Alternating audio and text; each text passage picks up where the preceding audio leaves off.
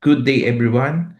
Today will be on our second session for week one of epidemiology for hospital administrators. So this time we will be discussing a very important practical foundation of epidemiology, both the descriptive and the analytical aspects, connecting their concepts that you deal with every single day in whether in your clinical practice or in the management of the health facilities.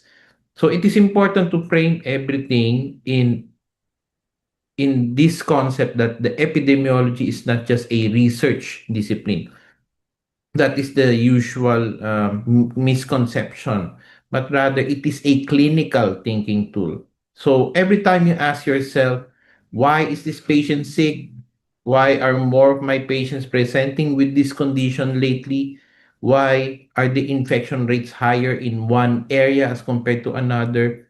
You are already thinking epidemiologically. So we'll give that thinking a structure, a language, and hopefully something that you can appreciate more. So, le- but before that,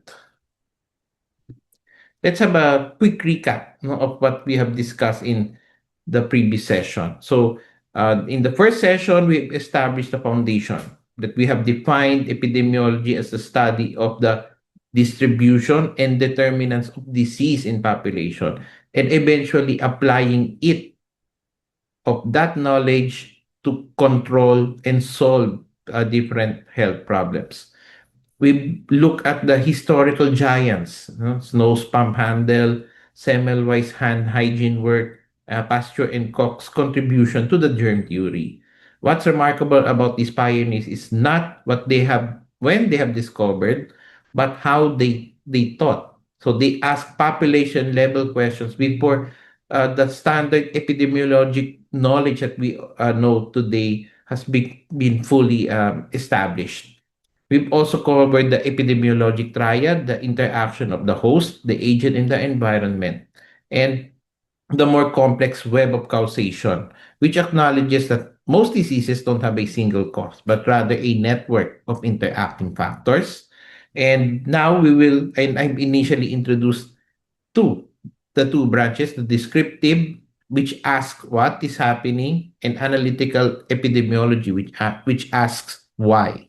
So now we will cover now much more in detail the descriptive and analytical epidemiology, as well as investigate epidemiologic study designs, the natural history of diseases, levels of prevention, epidemiology in public health, and in your daily practice in the hospital administration.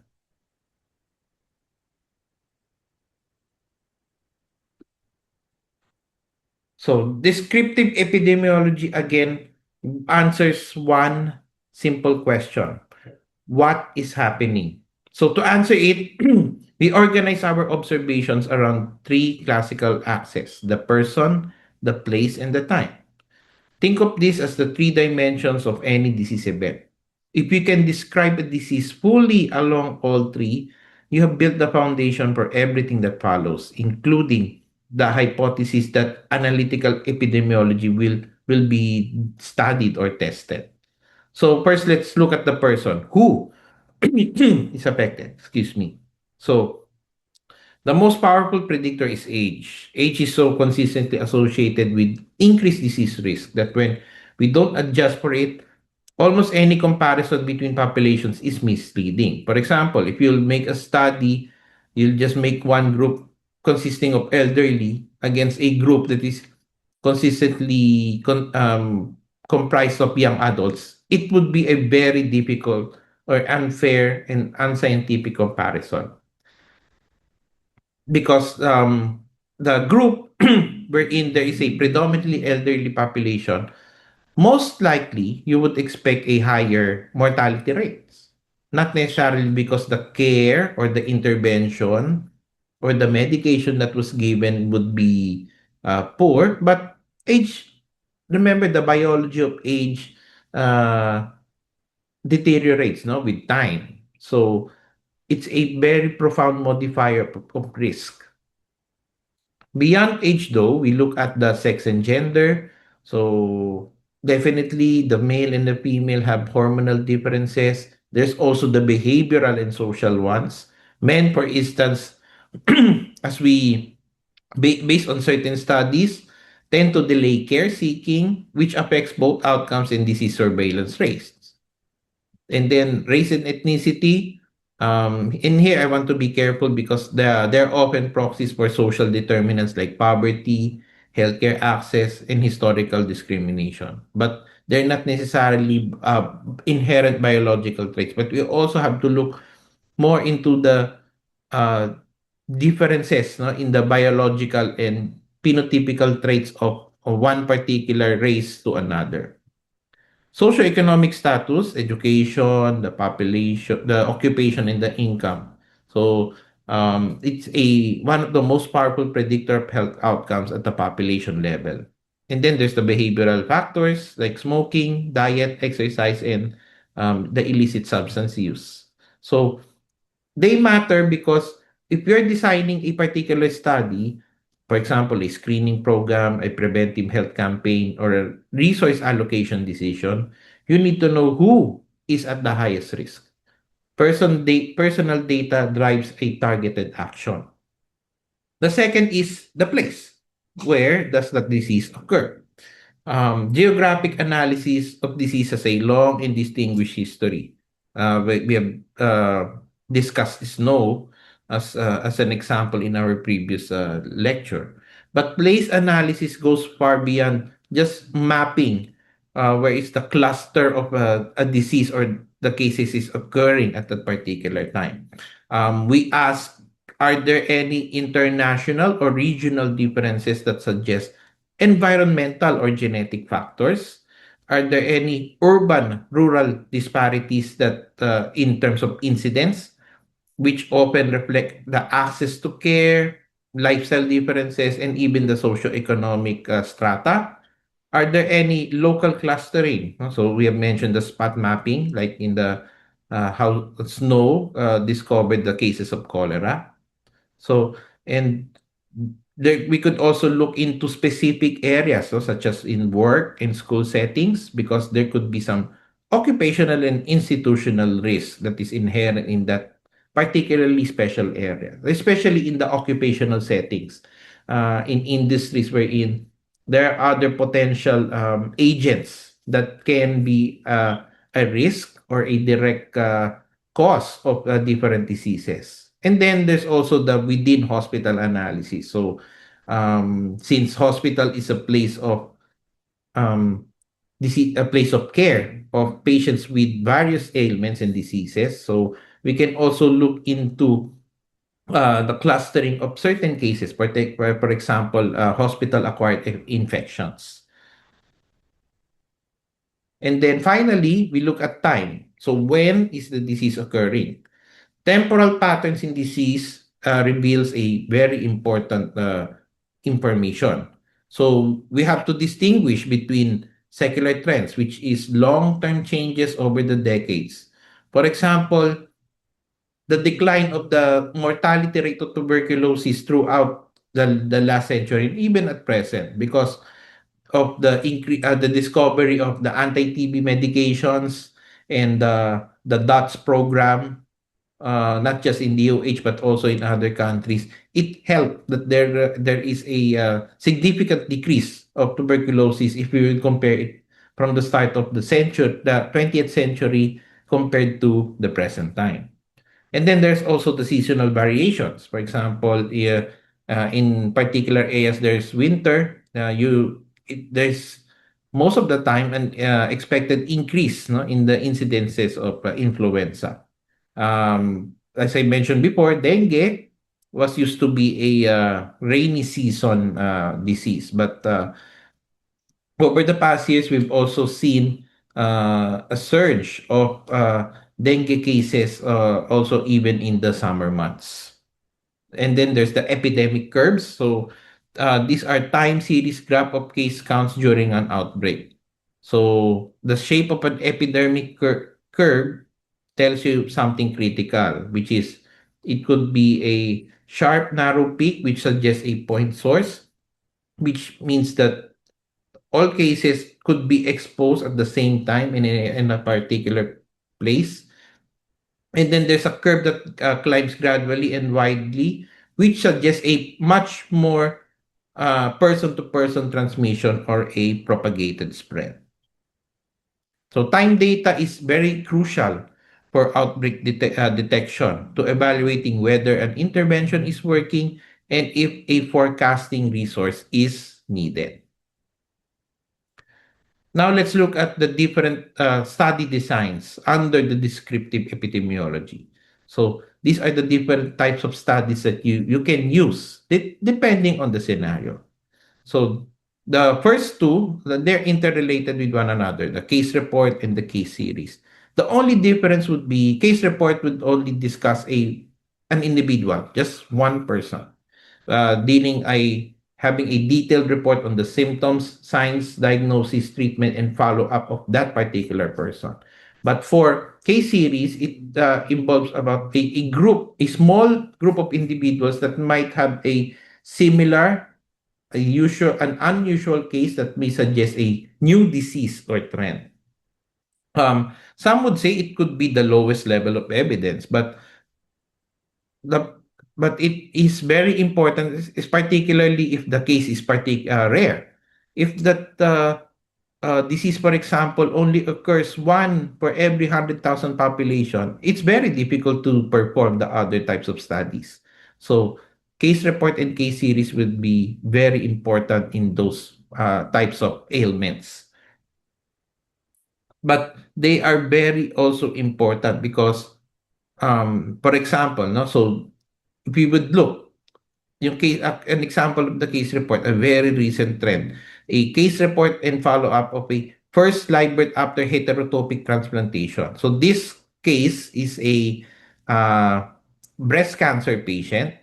So the patient had an heterotopic transplantation and the ovarian tissue was preserved before the patient underwent surgery and chemotherapy for her malignancy. And then after the malignancy was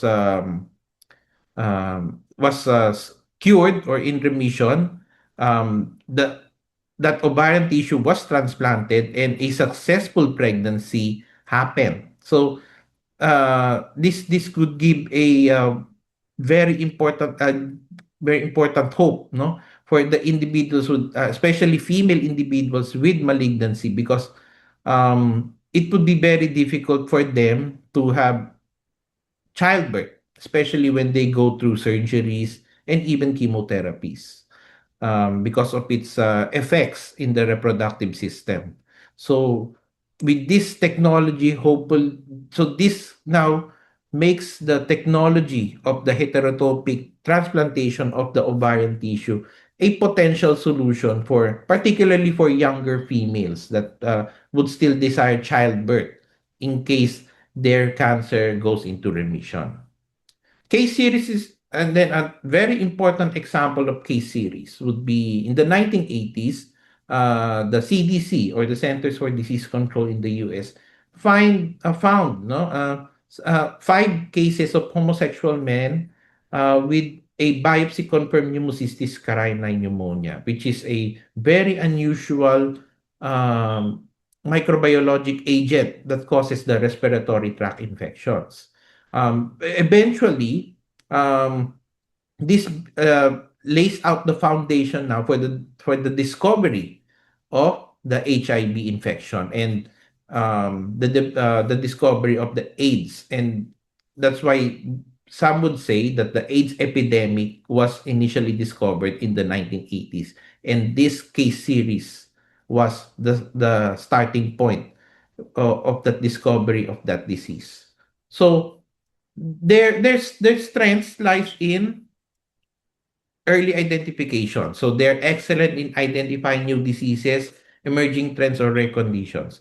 Probably even if we could even include COVID-19, the early cases of COVID-19. There is there's some cases that develop this unusual respiratory tract infection, and then with further testing and laboratory studies, they have discovered a new virus that caused these respiratory tract infections. It also can give you a initial data to generate new hypotheses for much larger studies. They give you detailed clinical stories that enhance learning and help practitioners recognize similar but uncommon presentations of diseases. Um, they can also be used for unexpected adverse drug reactions or beneficial effects of certain medications. An example of this one would be yung thalidomide, which was in the 1950s is given as a agent to avoid the morning sickness of vomiting or pregnant patients. But eventually, again, there are cases that of pregnant women that took thalidomide and their babies born have underdeveloped extremities, the arms and the legs. So hence they're labeled the thalidomide babies, no? So walang kamay, walang paa, they're underdeveloped. So there are congenital diseases that was associated with that drug. The teratogenicity was established because of the case series that was documented during that time. And then they're feasible, quick, easy to produce, and require fewer resources. But what are the limitations of this study? So it is, again, I mentioned the lowest level of evidence. It cannot prove cause and effect relationships. It has limited generalizability because they only focus on one or few cases. So you cannot apply that to a much bigger population or group. Um, you only focus on rare and unusual cases. Um, Common scenarios are not the prevalent features, no, of a case report or case studies. And then again, because of its limited generalizability, because there's a lack of control group that preventing it from comparing it. So it's very impossible to determine if the outcome was due. For example, if you're looking for if you've documented that this medication caused the adverse event that is unusual for this patient and it is unusual for that particular drug, um, there is no control group that is compared to that particular individual or group. So making it difficult, no? So you can only try to imply, no, based on the indirect laboratory tests and documentations that this drug caused this particular rare and unusual adverse event. Cross-sectional study, meanwhile, is what you call a epidemiologic snapshot. So you get a particular group or a population, you get the exposure and the outcome at that particular point in time. So essentially, you're determining the prevalence or how much the disease exists in a population right now.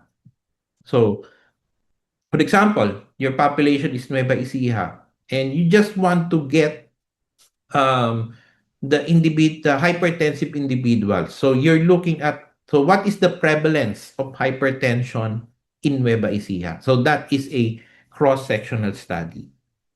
So what are the strengths of a cross-sectional study?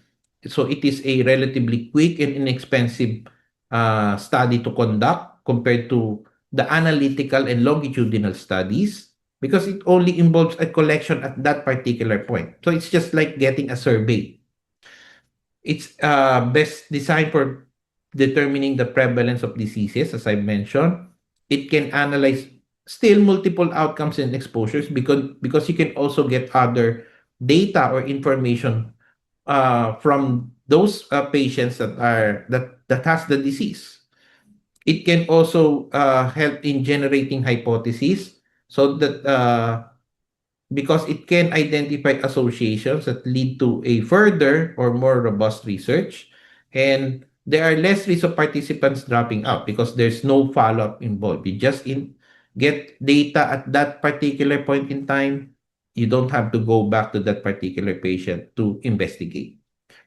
Now, the weakness now is you cannot establish causality with a cross-sectional study because there's no temporal sequence because you're only looking at a one particular period of time. It cannot identify new cases or incidents. So it only measures the existing cases or the prevalent cases. So there's a difference between the incidence and the prevalence. Incidence deals with new cases or newly diagnosed individuals, while the prevalent cases would be those who have the existing cases. And then there is also certain biases, no?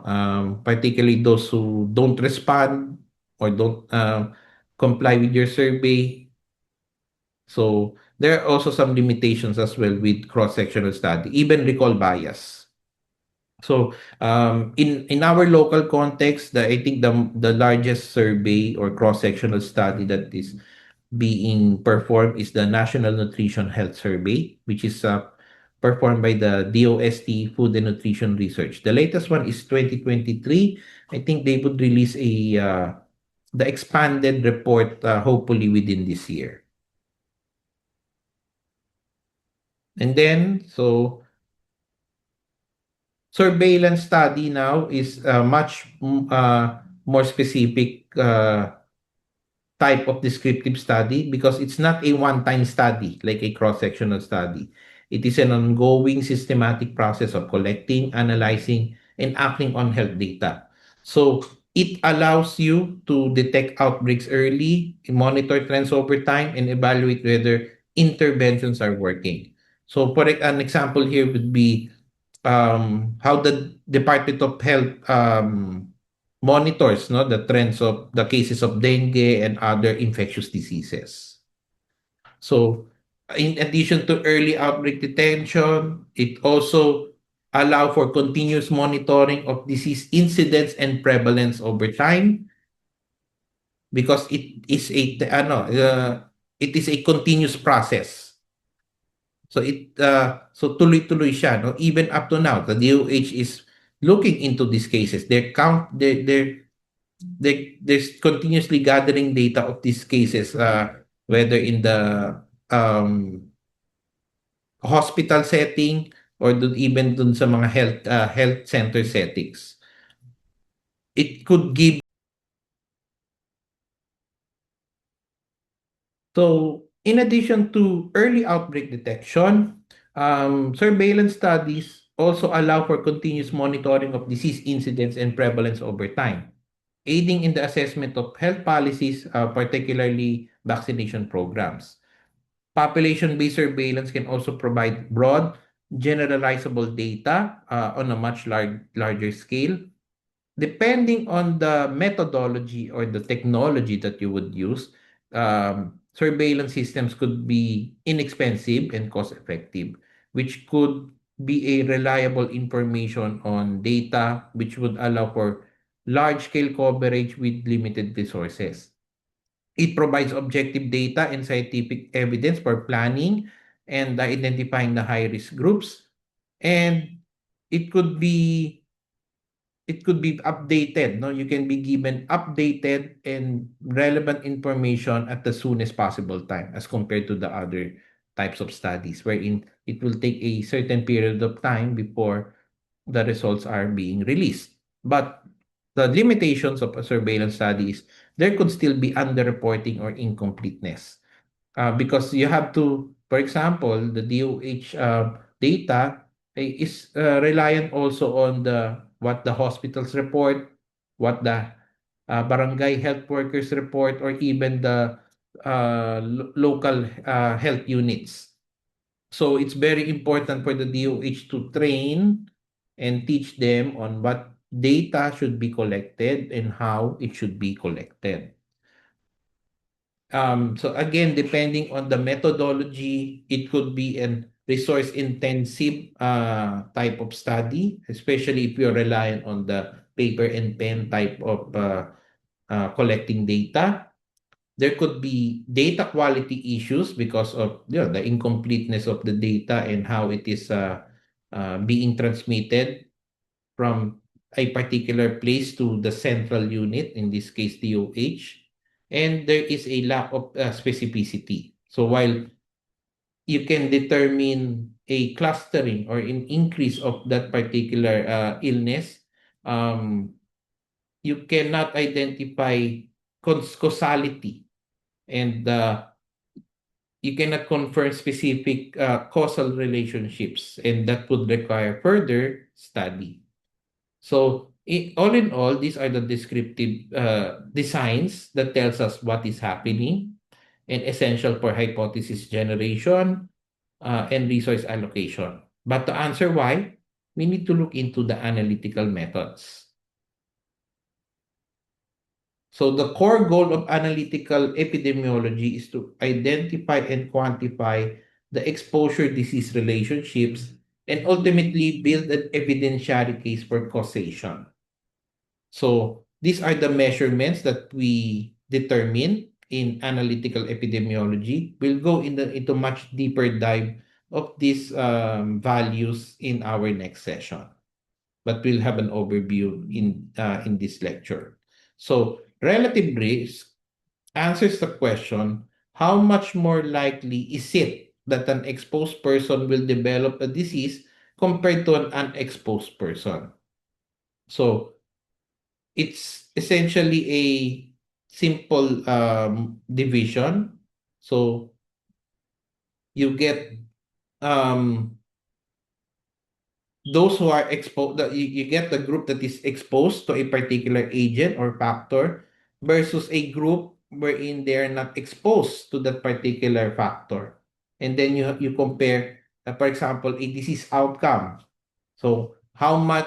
So you will look into how many people in those exposed develop a disease A, versus how many patients of those not exposed to that particular factor have developed disease A, and you would determine the ratio. So if the ratio relative risk is equal to 1, there's no difference, meaning the exposure is not associated with the disease.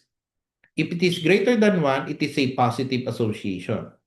Meaning, if you're exposed, you're most likely to develop the disease. But if it is less than 1, it is a protective factor. Meaning, if you're exposed to that particular factor, it helps you avoid getting that disease. So for example, vaccines, no? So you get a group that is vaccinated versus a group that is unvaccinated. So, and then you got the risk, relative risk of 8.7. So that means it is getting the vaccine helps you prevent from developing that disease as compared to those not vaccinated. So it is the primary measure of the cohort studies, which we will be discussing in the later slide. Odds ratio, um, somewhat different but conceptually related to relative risk, because this is the measure that is used for case control studies, which we will also discuss later, where instead of following the people forward or prospectively, you look it now at retrospectively.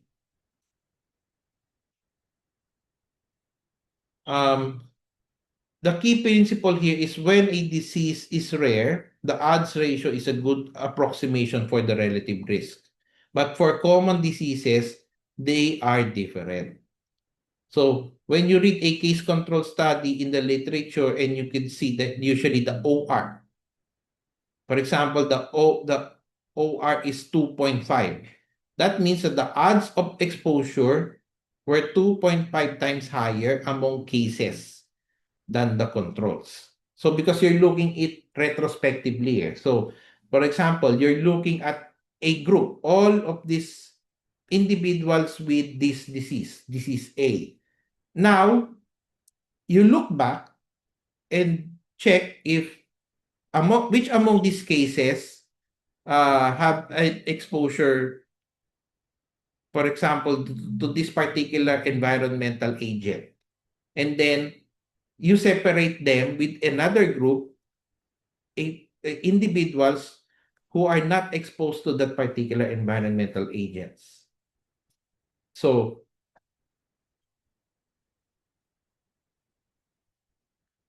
and then you would also do that among the controls also. So those who are not, those who haven't developed the disease.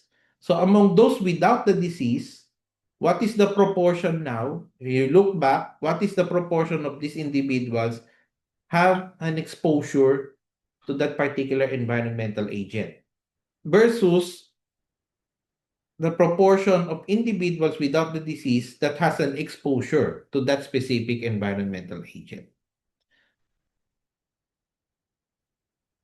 So we will discuss more the interpretation in the next session. Attributable risk, meanwhile, tells us how much more likely disease is in the exposed. It tells us how much of the disease burden is actually due to this exposure. Population attributable risk tells us if we could eliminate this exposure directly, what percentage of diseases we could prevent. So this is usually the metric that public health policymakers use. So this now deals with the intervention or the program. As compared to the relative risk and the odds ratio, you're looking at the risk factors, agents, potential factors that may have led to the development of the disease. This one, what a particular intervention that helped prevent or eliminated that particular exposure. How effective was it compared to not exposing or implementing that particular program?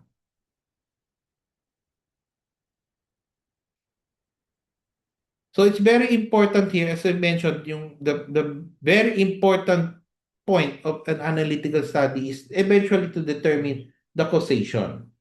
So in 1965, no, Sir Austin Bradford Hill, who had earlier established the link between smoking and lung cancer, so published a landmark paper asking, when does an observed association justify a causal inference? So there is 9 criteria that you have to look into. The first one is strength. The second one is consistency. So is that association being replicated by different studies, by different investigators in different populations and in different settings using various methods as well? There's this specificity wherein is this exposure associated just uniquely or in particular with this disease. Temporality is very important. It's the only absolute criterion because did the exposure precede the disease? Very important muna na expose ka muna before the disease develop. But because without that, you cannot establish causation, even if you have the other 8 criterion here. Plausibility, does it make biological sense? Is there a dose response relationship? Meaning, if you're more exposed to that particular agent or that factor, the more likely you'll have the disease. So now you will look into those patients, look into the severity of the diseases and determine if those with more severe diseases had greater exposure and the less severe or the milder types of diseases have the uh, lesser or minimal exposure. So biologic gradient is very important also. Coherence. Is it consistent with what we know about the natural history and biology of the disease? Again, this is a relative because as we mentioned in the previous session, that prevailing concepts can be challenged. through hypothesis and tests, and eventually doing epidemiologic studies. But definitely, there should be an initial semblance of coherence also if we're looking at the causation of a factor to a disease and experimentation. Thus, removing that exposure reduces the disease. So, as we mentioned, the proper hand washing, meaning the removal, no, of the dirt from handling an autopsy individual in order to give childbirth. So that is that is experimentation that help establish now the causation between a factor and the disease. And then finally would be analogy. Are there similar exposure disease relationships that provide a conceptual model? So these are the 9 things that you have to look into before you would say that there is a um, direct causation between that factor and the development of the ailment. So let's look now at the 4 different types of study designs. So the basic of which is the case control study. So basically, you look into 2 groups. You start with cases, meaning people with the disease, and the controls, people without the disease. Then you look retrospectively to compare their exposure histories. So they are efficient for studying rare diseases because you're assembling already a group that had developed that disease. For example, initially, cancers previously are relatively rare or uncommon. So, patients with lung cancer, for example, versus individuals without the lung cancer, they look into various factors, like, for example, the smoking history. And this is wherein they um, have developed the conclusion that a significant smoking history is a risk factor for the development of lung cancer. Um, it is a very cost-effective study, but the problem is there could be a recall bias. Cases or patients with the disease may remember or may not remember certain details that you want to know or determine. They could report past exposures differently from the controls. Selection on appropriate control group is meanwhile could be a different methodological challenge as well, no? Because you have to be sure that this patient or these individuals doesn't have that particular disease because especially for chronic diseases in which the early stages could be undetectable, like for example cancers, so you have to be really sure that these individuals doesn't have even the slightest sign that they're already developing that particular illness. And the measure of association here would be the odds ratio. Now, the next one would be the cohort. This time, you're not getting a group of those with diseases and those without the disease. Now you're looking at groups with exposure to a particular factor versus a group that is not exposed to a particular factor. So, for example, you get a group of smokers and then compare it with a group of non-smokers. And then there is the prospective and then there's the retrospective.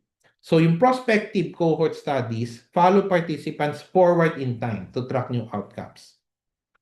So for example, you started um, at this point, you already got a group of smokers and then you got a group of non-smokers. And then you would observe them for 5 years. So 2026 until 2030 or 2031. And now you will determine if among those smokers, how many developed lung cancer, and among those non-smokers, how many developed lung cancer. Retrospective cohort, meanwhile, is looking backwards, meaning you're still looking at the exposed and the unexposed groups, and then you would check if they develop cancers or not. So, yung prospective studies looks from the present, looking into the future. Yung retrospective, you look from the present, going into the past. So yung prospective, you collect new and real-time data. So it is a much more accurate and a higher level of evidence as compared to a retrospective cohort, because you rely on medical records, and that could have recall bias, or again yung the limitations in the quality of the data recorded. So, yung prospective is best for establishing accurate incidence and strong causation. It has high precision and lower risk of confounding and recall bias as compared yung retrospective. But it is expensive, time-consuming, and prone to participant dropout. Because usually 5 years, if an individual sometimes doesn't want to participate anymore in that study. So, they have the option to leave the study. And if you have a significant percentage that would drop out or quit from that study, you will have a problem now with analyzing your data. Now, retrospective cohort now is much more important, especially if these diseases are rare. Because you can, for example, even if you have 5 years to observe, but that case only happens every year, one or two cases a year, have a very difficult time in getting a strong case of associating a risk factor to a disease. You'd also have this would be also very important for diseases with long latency periods. So sometimes, like in certain kidney diseases, chronic kidney diseases, it takes a long period of time before it develops. So if your plan is to get a prospective cohort, yes, you can still do that, but you need to have patience, and you need to have the resources in order um to handle that type of study. And in addition, the cooperation of all the participants involved. So yung retrospective cohort would be much more quicker and much more efficient than the prospective cohort. It's less method intensive. But again, there is the selection bias, recall bias, and data quality issues that could happen in retrospective cohort. So, and you have to depend really on a good documentation of the medical records to determine an association between, for example, a specific medication and a particular disease. So, an example of a good cohort is the Framingham Heart Study, which followed a particular residential area over decades. This study has been ongoing for decades, just to study cardiovascular disease, and it has become a foundation, no, of the various risk factors associated with various heart diseases. And the measurement of association would be relative risk. Randomized control trial now is the gold standard in terms of evidence generation. So this is usually performed yung mga drug trials. So you get two groups. One group is given that particular drug or medication, while the other one is not given that medication. They're given what is called the placebo, meaning it could look like the medication that's given, but it doesn't have the active ingredient of that medication. And then these groups are not just collected haphazardly. They should be they should undergo randomization. So which we will discuss also in one of the future sessions. So they are randomized. And then, so when the two groups now are established, those on the treatment group is given the medication, the other group is given the placebo, and then you're following them prospectively over time. So for example, you give this medication, this oral medication for diabetes, as compared to an individual, and then the other group, they won't receive the active ingredient of that drug. They would get a placebo or just a sugar pill. Or sometimes another type of randomized control trial is you compare it with a different type of medication. For example, one of the latest drugs would be yung um, dapagliflozin, which is a drug for diabetes. And then you compare, so one group receives dapagliflozin, the other group receives metformin, which is a relatively older drug for diabetes. And then you look into the outcomes. So in this case, yung the control of the blood sugar, um, how many develop diabetic related complications, etc. So one of the strengths here is the bias here is minimized because you're controlling all the compounders. You're the one that is handling the data. You're the ones that collecting the data. So you're assured of quality here. You use more objective instruments as compared to if you're dealing with already a pre-existing record in which you don't have any control of how it is collected. So the biases are minimized in a randomized control trial. It because it is randomized, meaning that individual is uh, assigned to that particular group without any um intentional intentional biases by the one that was the proponent of the study. They are designed to establish the cause and effect of an intervention. So you establish now that this drug effectively controls diabetes. And then you also do what you call blinding. So, yun nga, yung, for example, here is the placebo because those who are given the placebo or those not given the active medication, they still think that they're getting that particular medication. So, therefore, you prevent participants and researchers from influencing the outcome. Finally, the populations here are well defined, the study design is standardized, and it is undergo a very strict, rigorous ethical review.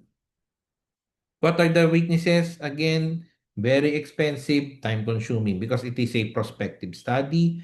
Um,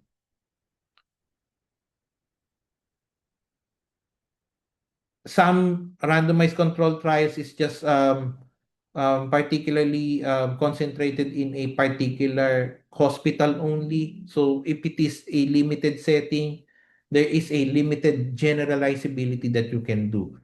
Most of the drug or medical randomized control trials are multinational and multicenter, meaning it occurs in different countries and in different countries also in various hospitals or centers. So which makes it a more there's now the global picture of the efficacy of that particular medication to a specific type of illness. Ethical concerns, as I mentioned, but again, we now it undergoes a very strict procedural review, so that particularly the participants of this study are not compromised. It's very difficult to perform randomized control trials if the disease is of a rare occurrence or in prevalence. So it's very difficult because uh, you're looking again at a prospective type of study. You might get only a relatively fewer people, and that might not be enough to make a good analysis. And then there is again yung potential for dropouts. So anytime the participant, whether in those given the active treatment or not, may withdraw from the study. So there could be an attrition, but you call it an attrition. So usually, if the attrition, meaning the dropouts of that study, is more than 20%, sometimes that's the problem now with the study. The the number of population is decreased, and therefore the analysis now of the causation is much more challenging. Finally, there is the systematic review or the meta-analysis. So these are secondary research. So usually they would get all the randomized control trials, but it's not just confined to randomized control trials. You can also use cohort or even case control studies as well. And you would synthesize those studies to get a much more unified results. And you pull data and achieve greater statistical power, and therefore draw a much greater level of conclusion in terms of, for example, determining causation of a particular factor. Um, its strength is, yun nga, because you increase statistical power, it can detect effects that the individual smaller studies cannot detect. It now leads to greater generalizability. It is a quantitative systematic summary, which makes it less subjective. And then it helps clarify inconsistencies and contradictory findings across different randomized controlled trials, for example. But the problem is there is publication bias. So what is publication bias? So for example, yung mga randomized controlled trials, not all randomized controlled trials that are performed by a drug company, for example, are presented whether in the convention or published in an article or a journal. Um, if especially if that medication um, did not show any efficacy at all. Um, One of a personal example would be I was involved in a study comparing a generic local amlodipine brand, comparing it with the innovator or the original brand of a hypertensive drug.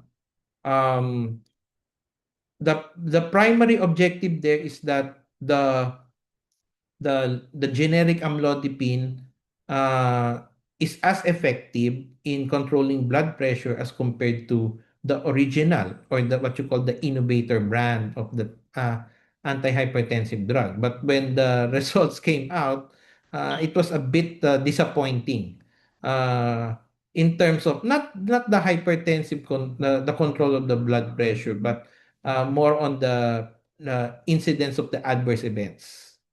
So the drug company unfortunately decided that the study is not to be published. So that's where the publication bias comes in. Kasi most of the studies that are published, usually those with the positive results. But we tend to forget that there is a possibility that there's so many negative studies wherein that particular medication is not effective at all, or it could be even worse in preventing or treating that particular disease. Garbage in, garbage out. So a very important aspect of meta-analysis and systematic review is that you have to determine that the randomized control trial is of good quality as well. So even if it underwent ethical review, even if it underwent technical review, it could still be of low quality because it may not match with what you want to investigate. So if you have studies with poor um, s- um, articles of poor quality, definitely your data would also reflect that, and it won't and the conclusion won't be as robust as you want to be.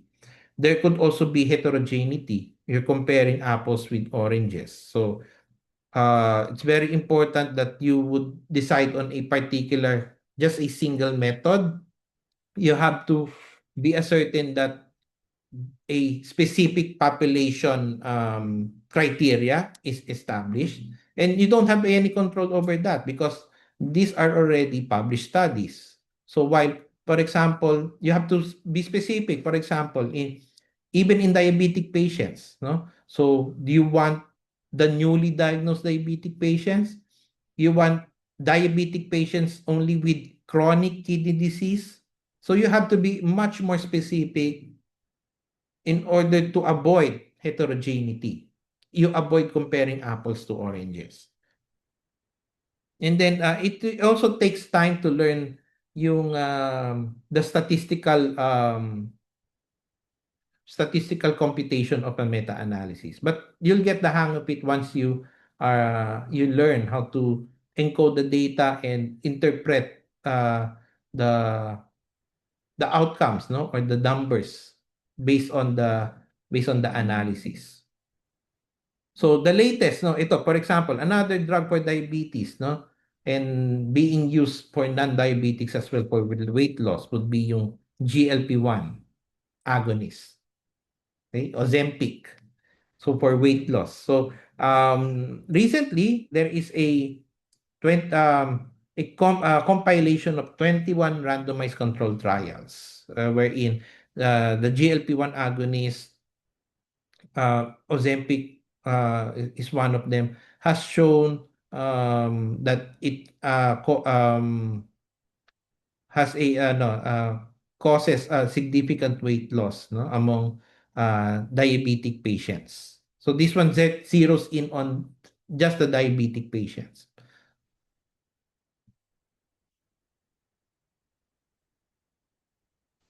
But systematic reviews are very important, no? Because they form the backbone of the development of the clinical practice guidelines. So ito yung ginagawa, no, when a clinical, this is the basis now of the statements that they would give, no, in the clinical practice guideline. It should be a compilation, not just a narration of all of these trials, but a quantitative analysis of all of these trials related to a particular topic of that disease. So, very important pa rin ng systematic review. So, when you try to investigate a study, you can look into any particular point of the natural history of the disease. So, natural history of disease describes the progression of a disease process from its initial phase through the clinical disease or even to the outcome, whether it's recovery, disability, or death, in the absence of any intervention. So it is clinically fundamental because it tells you what happens if you do nothing. It tells you when to intervene uh, so that it can have the most impact. So there are 4 stages. The first one is susceptibility. The disease has not yet begun, but the conditions for it are present. It has the risk factors, the agent present in the environment, um, but the host agent environment interaction, the triad that we're mentioning, hasn't yet produced any pathological change. So this is the stage for primary prevention. So acting before the disease begins. And then the next stage would be the subclinical. There could be pathological changes that are already happening, but the patient doesn't have any symptoms. They feel great. They don't go to the doctor, but there could be a sensitive screening test that you can do in order to detect these early changes. And you can also do secondary prevention here if based on the testing would be would find out that you're already have a beginning stage of that particular ailment. So this is for secondary prevention, um, interventions, and also for screening tests. So diagnostics are also important. The third one would be clinical disease. Now, the signs and symptoms have appeared. The disease is detectable by history and physical examination. And this is where now most of medicine lives. So the diagnosis and the treatment. So now you're in the tertiary level of prevention. And now, depending on your intervention, the management, or even what the patient decides to do, there's the outcome. So it could mean full recovery. There could be some disability. It could still linger, or it could be a chronic illness, like, for example, kidney disease. Or worst case scenario, it could be death. So again, tertiary prevention would also play a role in determining what could be the outcome for the individuals with the disease. So a very important concept, no, in his natural history of disease is that there's the iceberg concept. So for many diseases, the clinically apparent cases, the one that goes to your clinic, for example, are just the tip, because below the surface, there are those who have the subclinical diseases or the infections, meaning they're already infected but they don't have the symptoms. There are also individuals that are have the mild cases and they don't opt to consult until it becomes worse. And then there's the misdiagnosed and undiagnosed cases. So therefore, it has major implications for the surveillance, screening programs, and understanding the real disease burden in a particular setting. Um, for example, you see 10 cases of dengue in the emergency room, but in reality, it could be the incidence of dengue is already higher than what we expect. So this is where surveillance systems are very important to determine a much more clearer detail of the disease burden, or um, how many or what proportion of the population is already having that disease. So this matters for resource planning, and because if you're just seeing at the tip of the iceberg, your capacity planning based on presented cases may be insufficient, and you might uh, have a worst case scenario in terms of outbreaks, for example. Another concept would be yung clinical horizon and lead time. So the clinical horizon is the point at which the disease becomes clinically detectable. So in between the subclinical and clinical disease, yun na yung clinical horizon. Lead time now is the window gained by early detection through screening. So, for example, if the cancer would have presented symptomatically at 5 years, and then you develop a screening test that can detect cancer at 3 years, so the lead time is 2 years. So that is 2 additional years of therapeutic opportunity. Now you can treat earlier that individual for a cancer, because you avoided the patient developing a much more profound clinical disease. Therefore, it is still in its early or milder stages, and the chances of getting it treated, getting it resolved or cured would be far greater. So, but there is a statistical pitfall here that's called lead time bias. So, if a screening program detects disease earlier but doesn't actually change the outcomes, patients will appear to survive longer after diagnosis simply because the time that the patient was detected was earlier. So, this is critical consideration when evaluating the effectiveness of screening programs. So, this is where interventions and management would be very important, and even the severity of and the and the main features of the disease, no? So if you don't have any effective medications for that disease, early screening would be useless because you don't reduce cost and mortality uh, among those individuals.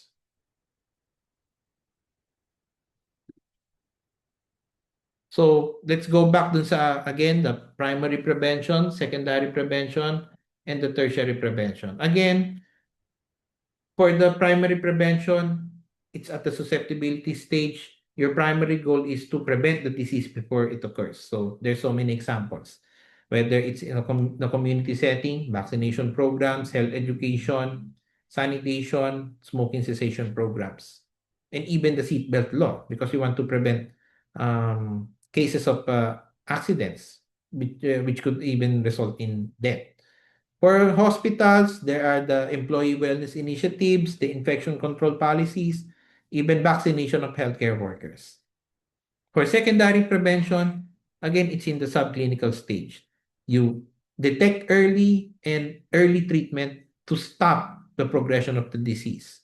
So these are some examples of screening tests: mammography, pap smear, simply just checking the blood pressure, the newborn testing, and tuberculin skin testing for TB, no, in pediatric age groups. For the hospitals, i-implement yung mga hospital-wide screening protocols, the health surveillance of the employees, and occupational health monitoring. So, I think one of the questions that you have to reflect here is, do your facility screening program align with the epidemiologic profile of your population or your community?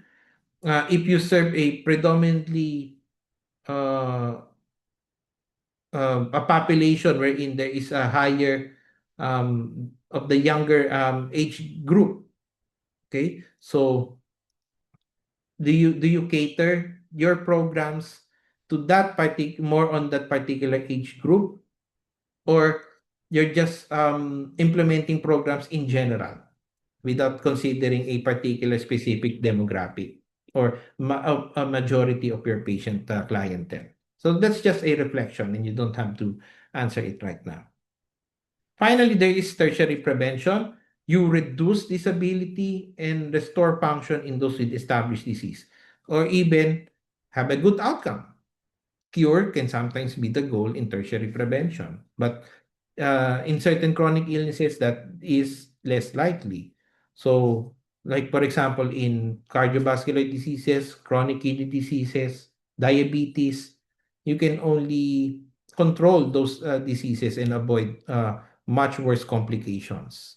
So, control the diabetes management, cardiac rehabilitation for those who underwent myocardial infarction, for those who had stroke, physical therapy would be very important, and palliative care for cancer patients.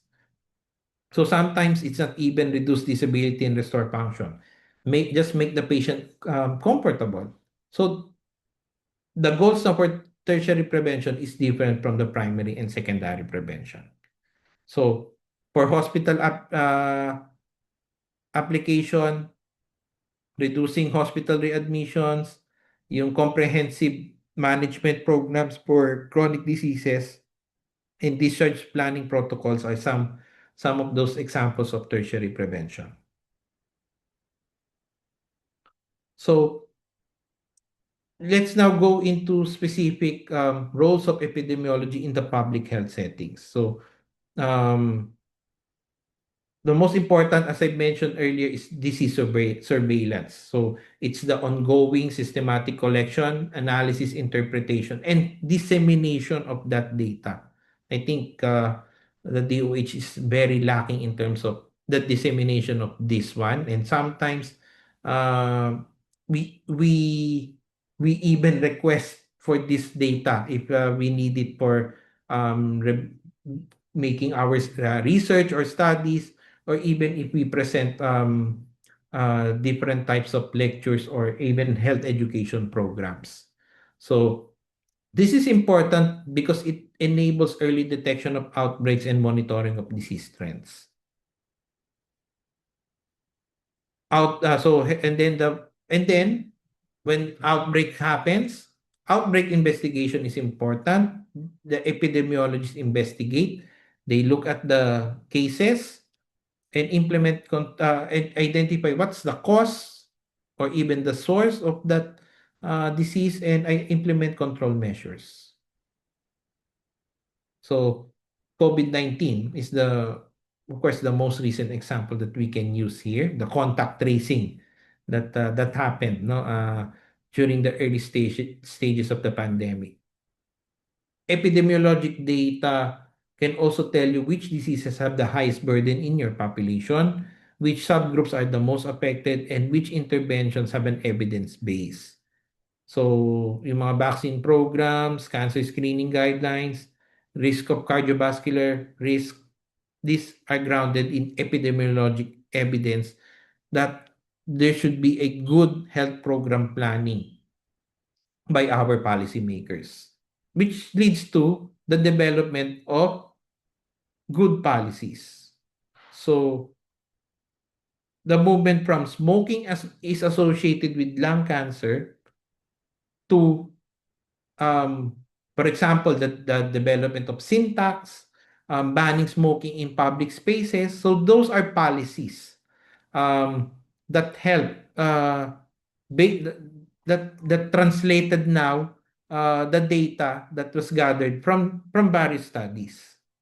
So it's not just for a specific disease, but it is for all types of diseases. No, if we have established any causation or even association of that particular factor to a disease, a policy can be formulated by the government in order to exact primary prevention. And then once that policy or that program is implemented, program evaluation is very important. Excuse me. So you use quasi-experimental designs, interruptive time series, and then you compare it before the implementation and after the implementation of the program. So these are some of the tools that you can use, no, for program evaluation. For example, um, this particular infectious disease is vaccine preventable. So you get the incidence of that particular infectious disease before the vaccine program started, and then implement the vaccine program, and then afterwards you look into what is now the incidence of that particular infectious disease. Now, if the incidence decreased, that leads you to a conclusion that the vaccine was effective in reducing the incidence of that particular infection. And then finally, you look at how the environmental exposures and social determinants drive health disparities. So this informs equity-focused health planning and targeted community interventions as well. Now, in the hospital setting, these are some examples. So, yung hospital-acquired infections.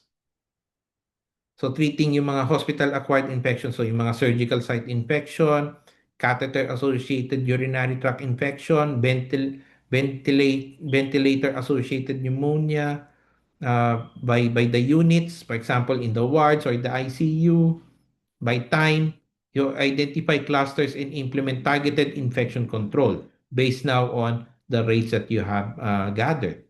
So, as hospital administrators, you have to have that epidemiologic thinking every day.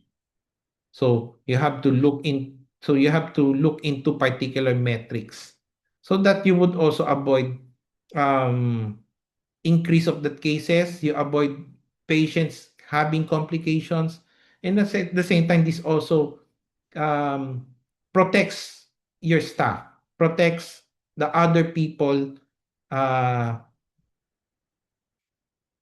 all those are not just involved in the day-to-day operations of the hospital, but also to the visitors also, who are the relatively healthy individuals, just like us, no, the staff in the medical institution. Quality improvement in patient safety. So you use incidence and prevalence data to measure, for example, your medication errors, the falls.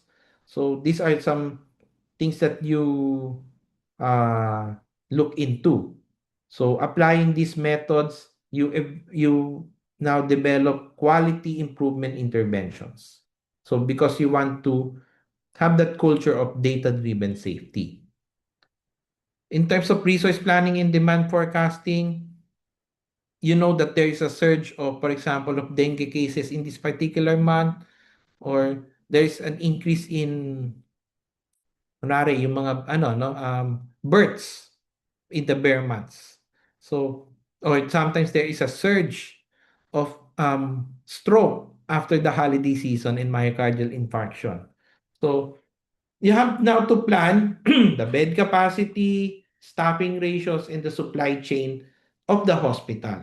So knowing the surge of a specific case of, or even cases in a particular period of time, you can plan ahead on these particular aspects of hospital operations.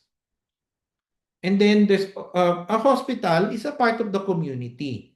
So it's very important to determine yung age structure of your catchment population, what is the burden of the chronic disease in your area, and even the social determinants. Because it guides you what specialties and services that you should develop or you should continuously provide. So, those now are the basis when you do your strategic planning and your accreditation of various services that you would provide in your medical center. And then there's the performance benchmarking. You An example would be comparing hospital outcomes like mortality rates or readmission uh, rates to the a standard or regional norms using particular methods. So, if for example, your facility serves a much more older, sicker or more complex population, yes, you might have a higher mortality rate. But understanding that this is not just academically important, it is important so that you can plan on what particular services that you can provide and what you need to focus on in terms of care for these patients, the majority of the patients that the hospital uh, you're serving. And then the last one would be policy and regulatory compliance. So we are answerable to a higher body, which would give us the license to operate the hospital or the medical center. So we have to follow certain procedures. We have to report certain notifiable diseases to health authorities because that would help in the surveillance, no, of any disease trends by the DOH.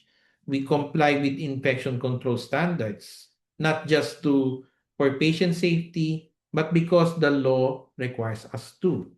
Understanding epidemiologic data for licensure and accreditation is also very important so that the operation of the hospital is continuous and uninterrupted. So, an example of this is yan. Again, a nosocomial or hospital-acquired investigation. So, for example, the administrator, noticed an increase in the central line-associated bloodstream infections in the ICU during the last 3 weeks. 3 patients have been infected. So, there is what you call an infection control team in the hospital and it is activated. So, what you do? First is you define the case. So first, is it really a catheter or central line associated bloodstream infection? So are there any cultures? You use the a criteria, the clinical criteria that is set um, either by a organization or a well-known reference that you consider a standard, and you identify all patients meeting that case definition at that particular time period. And then you look into now the descriptive epidemiology. You look at the person, the place, and the time. So the details. So what are the ages of these patients, gender, comorbidities, what, and then the place, what particular area of the hospital, and then when, and then the time, when was it inserted? And then you generate hypothesis. So was there a common procedure, a specific device of that central line, a was the one handling those patients can be can be reflected on a particular staff or an individual, or is there a need of a change in the protocol or the procedures? So now you have to do a case control study. So you look into those with CLABSI or the infections versus those who did not develop those types of infections in the ICU setting. Because remember, it's just the intensive care unit. You compare it and you calculate the odds ratio. Now, depending now on the odds ratio, and if the, again, depending on the interpretation, now you have to um, develop policies, implement it. So if there's a risk factor that's identified, you remove it. You reinforce insertion bundle compliance if there are protocols that are already set. And then you have to monitor the infection rates after the intervention was made. And you have to now report it initially within the hospital, the other administrators and the other stakeholders, and eventually to the regulatory bodies as well. So this is how epidemiologic methods operate in a hospital administration context. So again, so today we have discussed descriptive epidemiology, characterizing disease by person, place, and time. This is important because it helps to generate hypotheses and guide surveillance and resource targeting. Analytical epidemiology complements descriptive epidemiology because it tests hypotheses through study designs and measures associations to establish causation. We've also discussed natural history. So your studies can be based on a particular point of the natural history. You're looking at the disease progression from susceptibility to the subclinical, the clinical stage, and the outcome. Because you can also plan interventions at each stage to correspond to a particular level of prevention. And it could be a primary, secondary, or tertiary prevention, which would guide both clinical practice and health systems planning. So we also discussed the relevance of epidemiology in the public health in the community setting, and as well is in a much more smaller scale, you, the hospital administrator. So we will discuss further in details the other aspects of this study, particularly measures of association in our next in the next week. So with that, thank you for your listening.